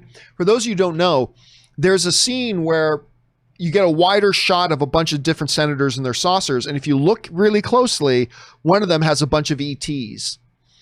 So obviously that was just a fun little Easter egg. It doesn't really mean that E.T. is connected to Star Wars, but it was a fun little thing. That's an interesting one. I tell you what, I've never heard the Fight Club Calvin and Hobbes one. I like that. That Ed Norton Jr. is actually is grown up Calvin. Oh, I like that one. That's kind of a cool one. I like that one. All right, Nicholas O writes, Fun fact, Aldous Hodge from Invisible Man also played a small role in Supernatural at the end of season 2 as one of the special children like Sam. Yeah, I think he killed Sam, didn't he? Yeah, I totally didn't realize that. I had so many of you guys write to me about that after yesterday's show when I mentioned that I had such a small sample size of Aldous's resume, and a lot of you guys wrote in to let me know, hey, Supernatural. So good to know. Thanks for that, Nicholas. Frank writes, movies are getting delayed again and again, and Wonder Woman 84 is not only the title of the movie, its release date is 2084. I know, right? Listen, I grow more and more pessimistic. Because, for a lot of months now, I've remained very optimistic about the theaters will be back. They will be on their feet. We will be back to normal sooner or later, and everything will be fine. I've been very optimistic, but the longer and longer we go, I'm getting more and more pessimistic. And I'm going to probably do my next thoughts on walks about this particular topic. I might even shoot that today. But what really did it was I really thought that what would happen is this. Tenet will come out.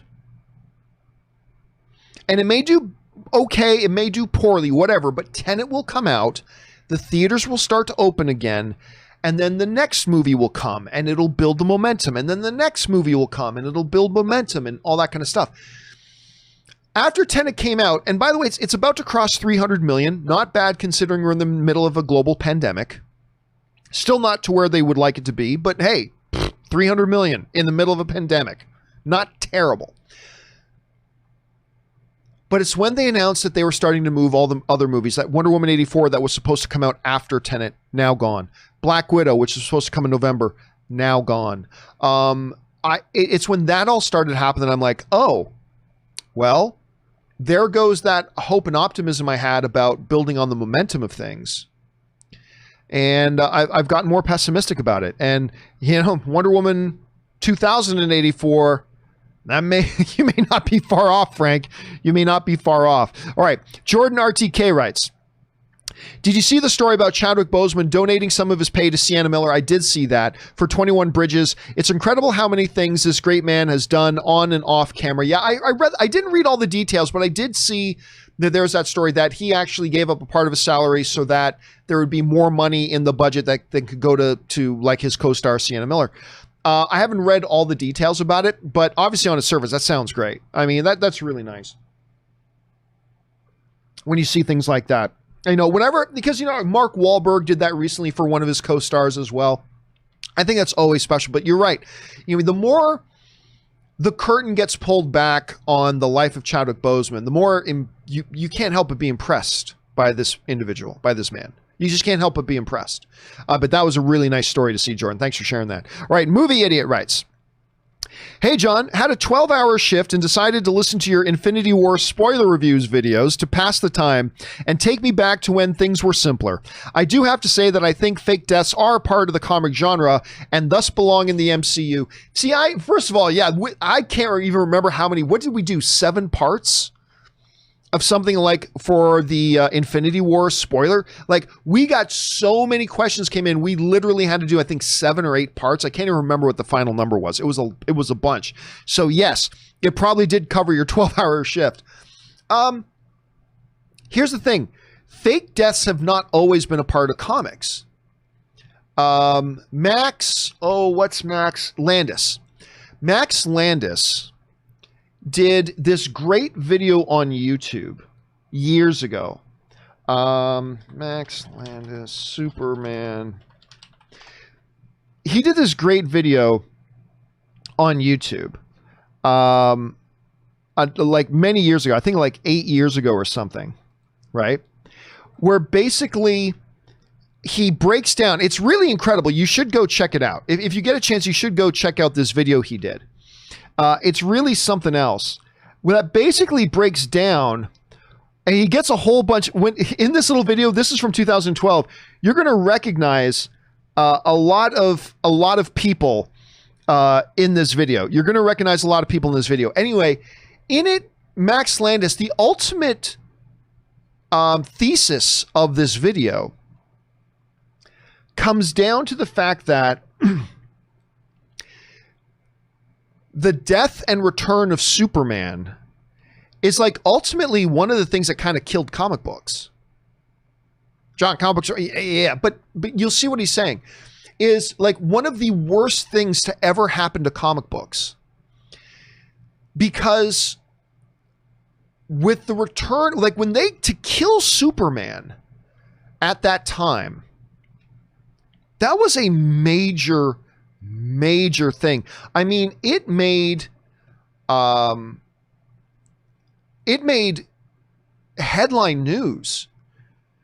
Like big newspapers were running stories. Oh my gosh, DC Comics is going to kill Superman. Television news broadcasts were being headlined by the story. The comic books, they're going to kill Superman. And it was a big deal. I own that black sleeved black band with the S, like the issue where Superman dies. It was a big deal. It was stakes. It was consequences. It shook the world. Superman is dying in the comic books. And then they undid it. And they just brought him back. Now, to us today, that sounds like just regular business, right? But at the time, the killing off of a major character and then just bringing him back was not something that was done every day. That wasn't just regular daily business the way it is today. And Max Landis makes an argument in this video about how that kind of ruined comic books for a lot of people, because when you render death as being inconsequential, all of a sudden, comic books no longer have stakes. Comic books no longer have stakes. Because you don't care. It doesn't matter. It's like, oh no, Colossus is in this epic, fight to the death against Mr. Sinister. Oh no, will he survive? It doesn't matter. It doesn't matter if he survives this fight or not. It doesn't matter if Mr. Sinister rips off his head and chops him into a million pieces. It doesn't matter anymore, because now he's just going to come back. There's no consequences anymore. There's nothing for us to get emotionally invested in. And again, I highly just look up Max Landis Superman on YouTube. It's really interesting to see. It's a great little video. It's one of my favorite YouTube videos of all time, actually. Anyway, the repercussion of that is that it's kind of become standard now, standard fare. That's just standard now, and all they did with Superman. Now everybody does. It's not like with Superman it was the first time it ever happened, but it was the most dominant and prominent time, and then it just suddenly made it a regular thing. Suddenly now every comic book character died and comes back. They all die and come back.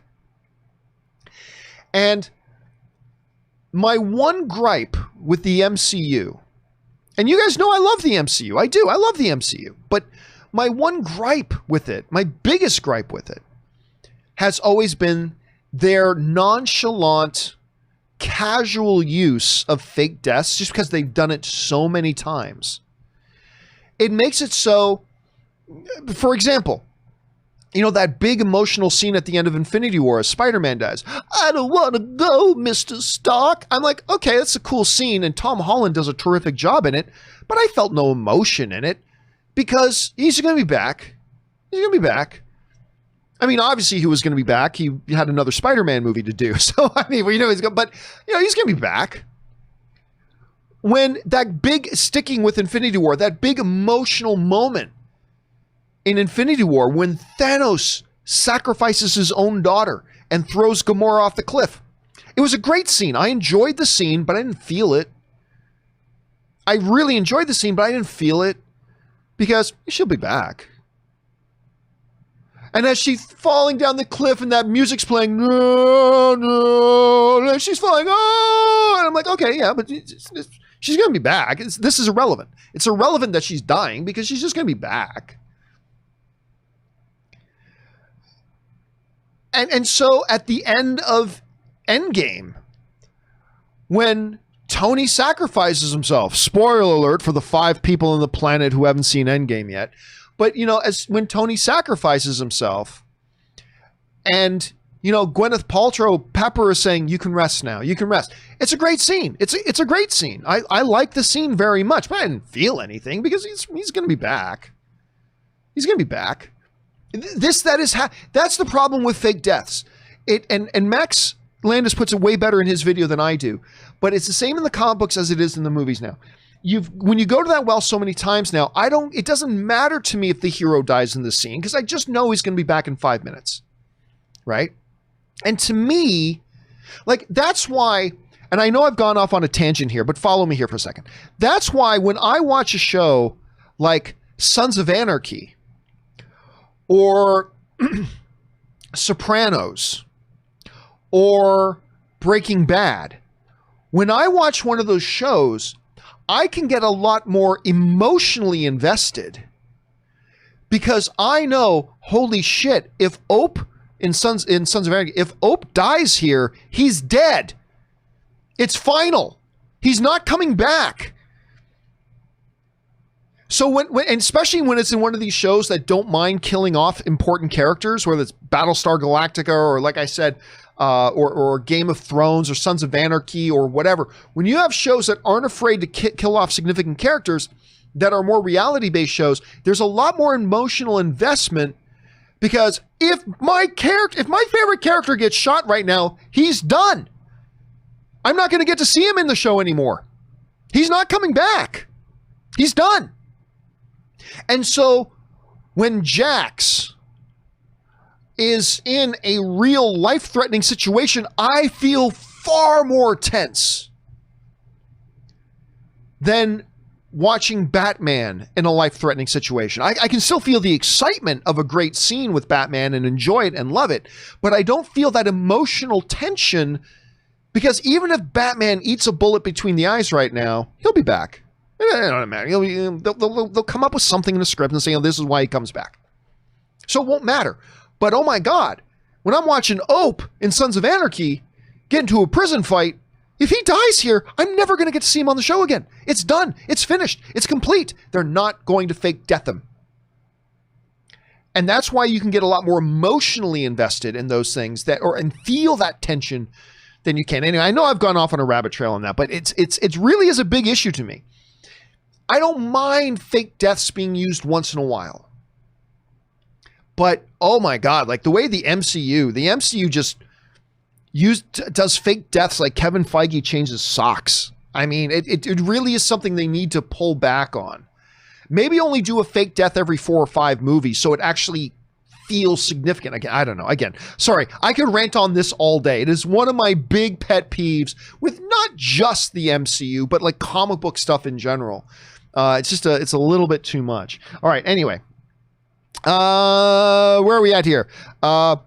Guillaume Labelle writes, "Hey Gio, just learned last night that the Montreal area will be on a 28-day lockdown following a big increase in COVID cases. I should be sad that I won't get to go to the movies for a month, but I already saw Tenet 3 times and it's more than enough. And that's the only movie you get to see." Yeah, and again, I love the way, seriously, I love the way my home country is dealing with the pandemic. Like they take it seriously. They have such a smaller rate of the disease there because of the way they've dealt with it. And when they see something getting out of hand, they don't hesitate. Boom, lockdown. Let's get this thing under control. That's why Canada and most of the other countries around the world are doing such a better job of managing the pandemic than the country I'm currently living in is, which is an unfortunate thing. But hey, it sucks. But I'm glad that the city is doing what it needs to do to make sure it keeps this thing under control. All right, next up. Ashley M. writes, "As a big fan of Flash and Supergirl, with the latter being canceled along with Arrow and last year's lackluster Crisis, I've lost my excitement for the CW DC shows. Although I did really like Stargirl, but it's not part of the quote-unquote Arrowverse." That's true. I remember everything, you can still imagine it is connected because like Walter Mata said, it is the multiverse, right? I mean, they're not really connected, but they're all part of the same multiverse sort of thing. But I get you. Like when Arrow, like it's funny because even though by the time Arrow was done, I didn't love Arrow anymore. But when Arrow ended, I lost a lot of my enthusiasm for all the other shows on CW. I don't know why, but it's like the cornerstone of the Arrowverse is now gone. And I just don't think that universe works as well without an Oliver. Oliver was the Batman of that universe. For good or for ill, he was the Batman of that universe. And I really liked him in there. And when he was gone and Oliver was no longer part of that world, I don't know, that world just didn't work for me as much. I don't know. This is the way I saw it. All right. Jay Meister writes, nothing grinds my gears, a little Peter Griffin in there. Nothing grinds my gears more than to be called ignorant in regards to a certain topic, even though you know that is factually not the case at all. Recently, my accuser confused an homage with cultural appropriation and was not interested in the facts. You know, we had a big discussion about this the other day, that I struggled with the idea of cultural appropriation, right? You know, and I mean, I don't fully understand or grasp the nature of it, right? So just a quick flashback. When I was going to go to the Black Panther premiere, there was this great garment that I wanted to wear that was Wakandan, clearly Wakandan, right? But I had some friends warn me, John, you can't wear that. That's cultural appropriation. I'm like, it is, but I'm just a big fan of this and I can't wait to see it and I'm excited for it. And I can't wear it. Nope, you can't wear the cultural appropriation. And so I ultimately didn't wear it, fearing that. And then I had a bunch of people write and say, no, there's a difference between homage and cultural appropriation. Like when you're doing so to respect it and express appreciation for it, there's a difference. But listen, I'm not going to pretend that I fully grasp the difference yet. I don't fully grasp the difference. And it scares the hell out of me. It scares the hell out of me of being guilty of something that I don't even truly understand. But I do believe there's a difference. For instance, when I see like, there's this black friend I have who loves dressing up as Captain America, right? Is that cultural appropriation? No, it's a Captain America fan dressing up as Captain America because he's a fan of Captain America. So where that line is, I'm not sure. And I think there are others who probably are, but that is one that I haven't really fully grasped yet and haven't wrestled with. 50 Shades of Geek writes, explain yourself, Campea. What's wrong with the opening song in Star Trek Enterprise? I, for one, appreciate the change of pace. Fair enough, but it just doesn't feel like Star Trek. Using a popular pop song as an opening thing for Star Trek, it just doesn't work. I mean, especially since like this is a show that's set hundreds of years in the future, and really, you're using an old Rod Stewart song? It's been a long road getting from there to here. I don't even know if I'm getting the lyrics right, but and that's exactly how they sang it, by the way. I'm nailing it. It's scary how much I'm nailing it. Anyway, yeah, to me, it just didn't work. You need that orchestral score. And it can be a new original orchestra score, but I don't know, just using a pop song to me, it just didn't. It never made me feel like I'm getting ready to watch a Star Trek show. You know, you turn on original Star Trek and you hear that bum bum bum. You're like, oh, you just emotion. Oh, I'm getting ready for a Star Trek show. You watch The Next Generation, right? Bum bum bum bum bum bum bum. It's like, oh yeah, that's right. I'm getting ready for it.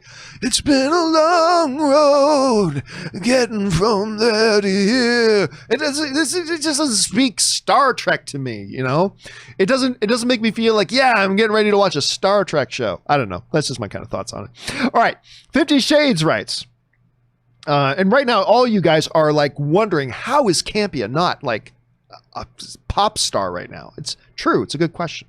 50 Shades of Geek writes, I absolutely loved The Lion King 2019. All 7 times I saw it, I did too. I didn't see it 7 times. I can't wait to see another one. I hope they incorporate elements from the Lion Guard TV show. I've never even heard of that. The mythology and Scar's backstory is awesome in that show. Again, I don't know. I mean, it's possible they can incorporate some of the stuff from all the different auxiliary things that they did after the original Lion King. It's possible. I won't be shocked if they do. I got a feeling, though, they're just going to go straight up original.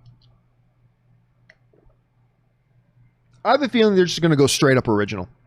I don't know that for a fact, but I just got the feeling that they will. But again, my bigger worry right now is what they're going to do with the music. Because the music in the first one was great, except for that one original piece.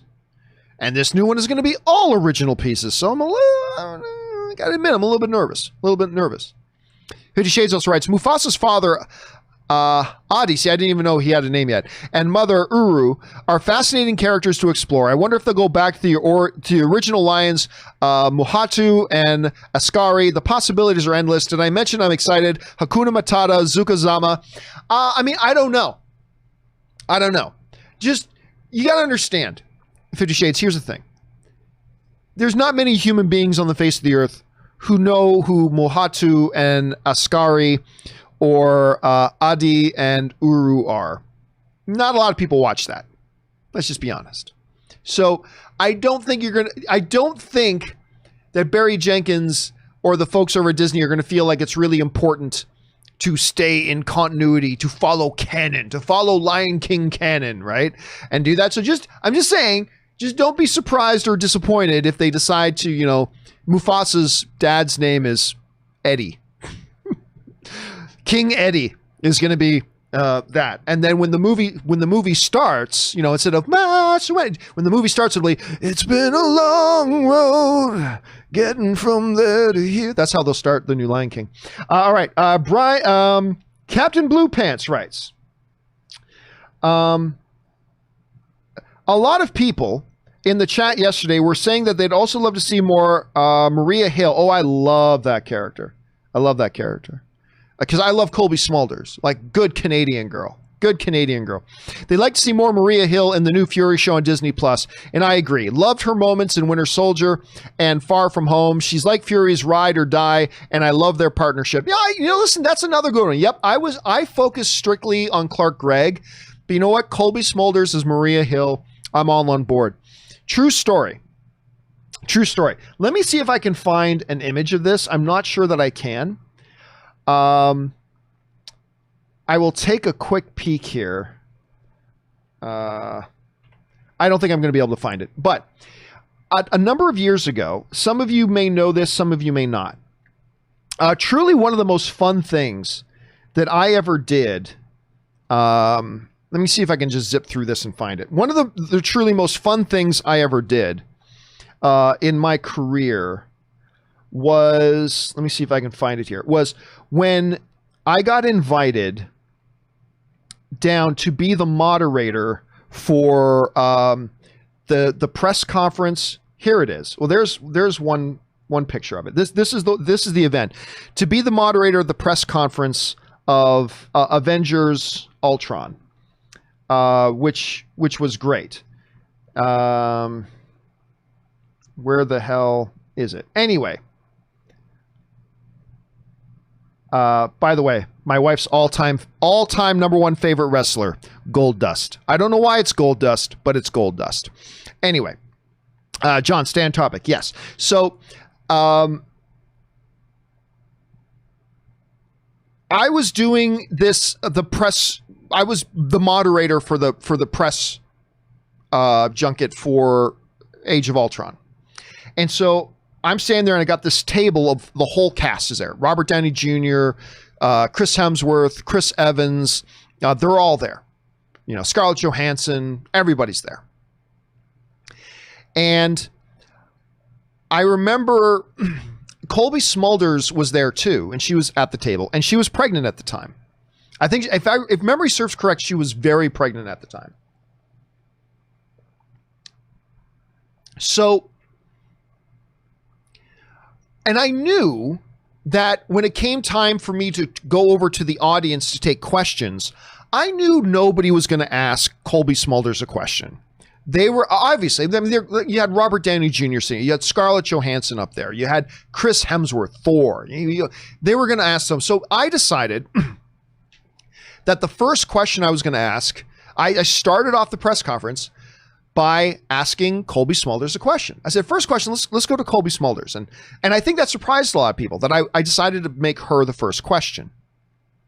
Maybe there's a little Canadian favoritism in that, but whatever.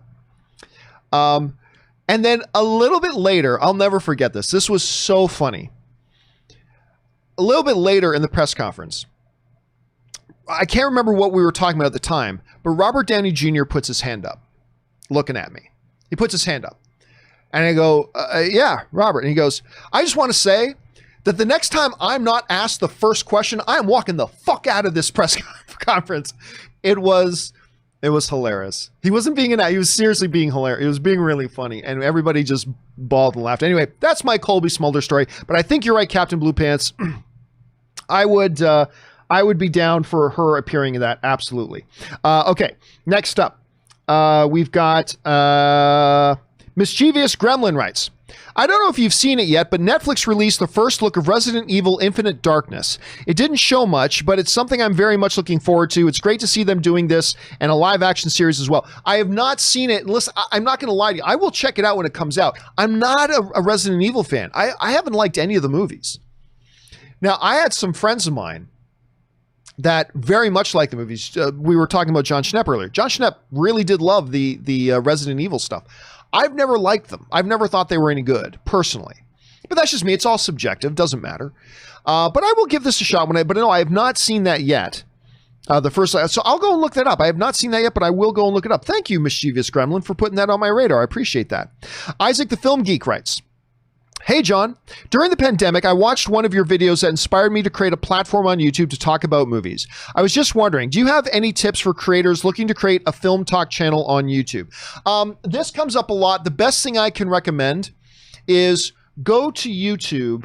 Let me see if I can bring it up here. Not sure that I'm sure that I can. Give me a second here. The best thing to do is to go to YouTube and go to Getting Started John Campea. So if you type in on YouTube just Getting Started John Campea or John Campea Getting Started, you will see this thing at the top, which is Getting Started in Online Film Talk. It is a 2-hour video that I did years ago. This is 6 years ago. This is 2014. But I literally did a 2-hour video of me just talking about and giving tips and giving a little bit of my backstory. This is how I developed it. This is what I do. If you're going to do a podcast, blog, or YouTube channel, here's some tips. So the best thing to do is to, again, just search John Campea Getting Started. You should find that video. It should be the very top result. It should be. If not, it'll be close. And watch that. That's the best advice I can give. Anyway, good on you. I always encourage film fans to get involved. Do a blog, do a podcast, do a YouTube channel. Get involved and add your voice to the community.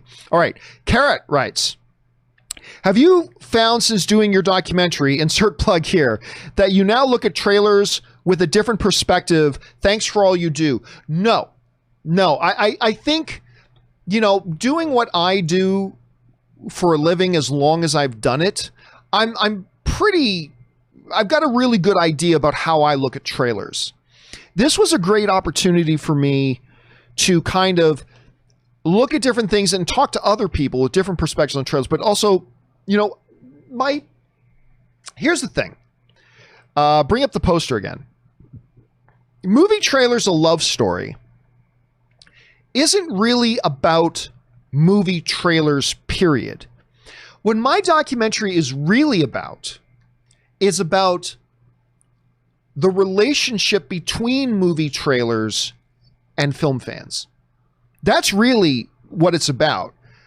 I mean, yeah, we definitely go a little bit into the history of movie trailers and things like that about it. We absolutely do. But really, the whole premise of the documentary is looking at this really amazing relationship that exists between movie trailers and the fans, and how the evolution of movie trailers has corresponded to an evolving and an evolution of that relationship. And like any relationship, there's highs to the relationship and there's lows to the relationship between movie trailers and fans. And really, that's really more the focus of it, more than that. I think if anything, for me personally, doing this documentary, much like I made a documentary over 10 years ago, actually, it's more like 14 years ago now. I did my first little documentary attempt was this little documentary I did called Prince of Peace, God of War.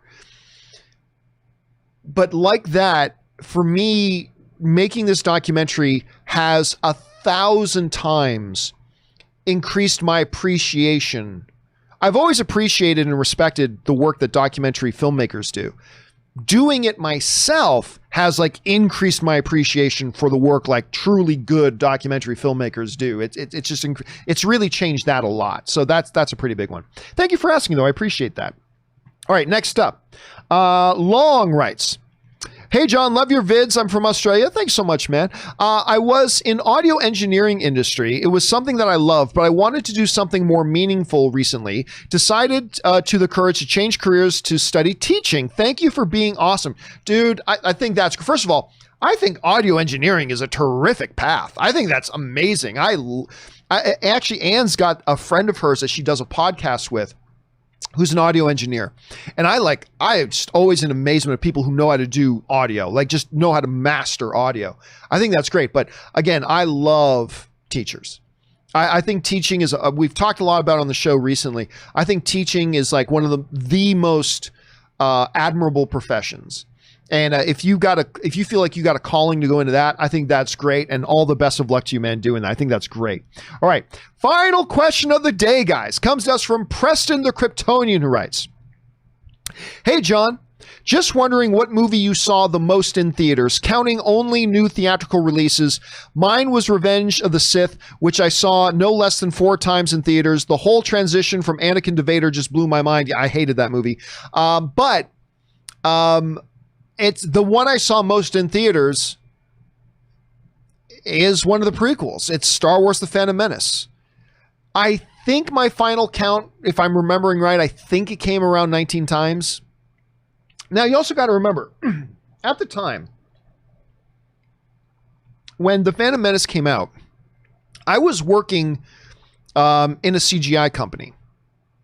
I was working with a CGI company. And so what we used to do, because we worked in, we had our office and whatever. And what we would often do is we would say, "Hey guys, should we have a staff meeting?" And staff meeting became code for, let's run to the mall, to the movie theater at the mall in the middle of the day and go watch The Phantom Menace. Because The Phantom Menace, to this day, I don't think there are 2 films to me that really stand as hallmarks of truly pivotal, leap forward movies in the realms of visual effects. One is Jurassic Park, and the other is Star Wars: The Phantom Menace. It is still today, to me, the fact that I don't like the prequels, it is one of the biggest travesties in the history of the Oscars, was that the Academy gave Best Visual Effects to Matrix at the time. And don't get me wrong, the visual effects in Matrix were outstanding. They really were. But The Phantom Menace did about 20 different things that had never been done before. Like, it wasn't just that they found this one really cool visual CGI technique that never been. There was like 20 different things that had never been done before in that movie. And so working in a visual effects company, that was a huge, so we would go like at least once a week, sometimes twice, to go watch The Phantom Menace because we loved it. Now, I got to admit, every time that I loved The Phantom Menace the first time I saw it. The first time I saw it, I loved it. Second time I saw it, it wasn't as good as I really liked it. And by the time I got to my 12th viewing of it, I'm like, this movie is awful, but the visual effects are incredible.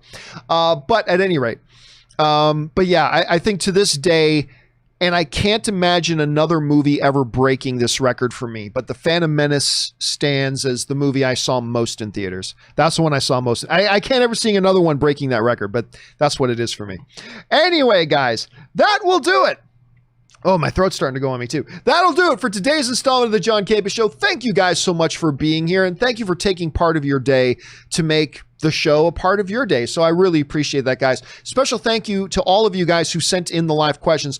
not just because you gave us great fun things to talk about, but you also supported this channel while you did it. Once again, guys, don't forget, if you haven't done so already, why don't you take a second and click on that subscribe button, become a subscriber to the YouTube channel, stay up to date on all the things that we got going on around here. Guys, make sure you do the 4 main things. Stay smart, stay safe, take care of yourselves, and for the love of heaven, guys, please take care of the people around you. That'll do it for me for now, guys. Thanks a lot for being here. My name's John Campea, and until tomorrow, my friends, bye-bye.